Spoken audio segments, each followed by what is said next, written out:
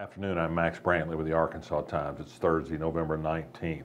A 6-year-old Little Rock boy shot himself fatally in the face yesterday with a Glock handgun that had been left in an SUV with him alone when his aunt went inside with another child to a house on Lamar Street.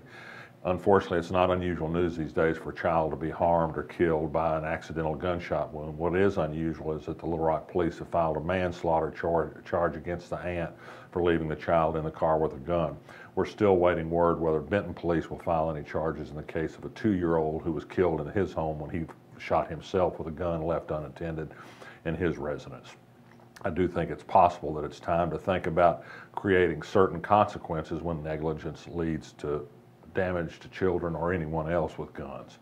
Eldridge, the Democrat who's running for U.S. Senate against Republican incumbent John Boozman, continues to issue policy statements that sound an awful lot like John Boozman. He's said today what John Boozman has said: we should suspend the Syrian refugee program in the United States until we're sure it can be safe. He wants to strike Syria hard, although not with troops on the ground. I guess air warfare is a safe enough bet at this point. Eldridge, it seems to me, creates a situation where if there's to be a choice between him and Boozman, at some point he's going to need to offer some material differences on issues. So far, he's not done it, certainly on the Syrian question. Is anybody in Arkansas willing to say anything in favor of Syrian refugees? Nobody in political life, but we ran a nice letter yesterday from Jocelyn Hebda, an Arkansas native who now lives in Memphis, but who spent 3 months working in Jordan helping Syrian people relocate. It's a tough process. I think when you see it up close, you understand the great need and how hard it is to enter the United States as a refugee. It's a long, tedious process. The Washington Post today, a team of reporters unleashed a project on Clinton financing. Over the course of their 41 years in public life, they've raised $3 billion for various political and charitable and personal causes. They've detailed in great length the people who provided this money, tens of thousands of them, some of them from very large amounts. Inevitably, this will create trails for people to follow in the political race. It suggests potentials for conflict between contributors and the Clintons. This is no different than any politician, but they've probably perfected fundraising to a high art. There's reporting today also of tension within the Clinton Foundation organization, precisely because of the questions that these conflicts might pose in continuing to raise money for what everybody admits are perfectly good projects around the world.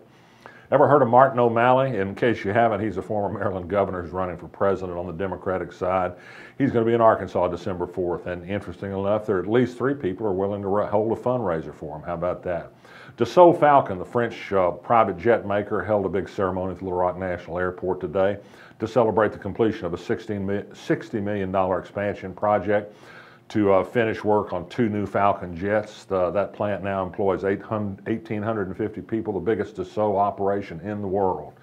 For your reading, there's a link on the Arkansas blog today to an article in the Washington Post by a woman named Faye Wells, a very well-educated executive in Los Angeles who happens to be black. A neighbor who didn't know her saw her having to get into her apartment with a locksmith after she left her key inside. He reported a burglary. The next thing Faye Wells knew, there were 19 cops there, guns drawn, and wondering what was up. She was offended, said she had a bad time with the police. I think the article illustrates in many ways the great division in America about police and race and how people view things differently. The black police chief in Santa Monica explained that the police had to assume something wrong had happened based on the call and made a pretty good case that they'd acted properly, but she, as a black woman, understood exactly how the woman could feel aggrieved by this. We have a long way to go on race relations in America.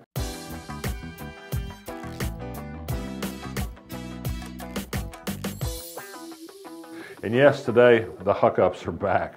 He's asking NBC for equal time because they let Donald Trump be on Saturday Night Live. He and some other second-tier candidates have made that request. It's interesting the top ones aren't bothering with it very much. Mike Huckabee has also been sued by Survivor Music Company for his unauthorized use of Eye of the Tiger at a rally with Kim Davis, the anti-gay marriage clerk in Kentucky.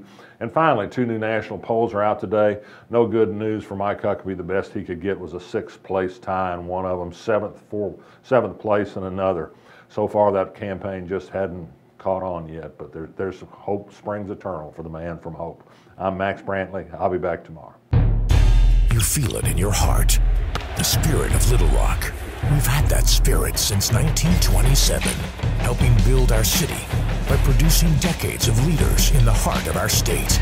We are the heart of business and innovation, the heart of politics and government, the heart of arts and culture, and in our city beats the heart of a Trojan. UALR.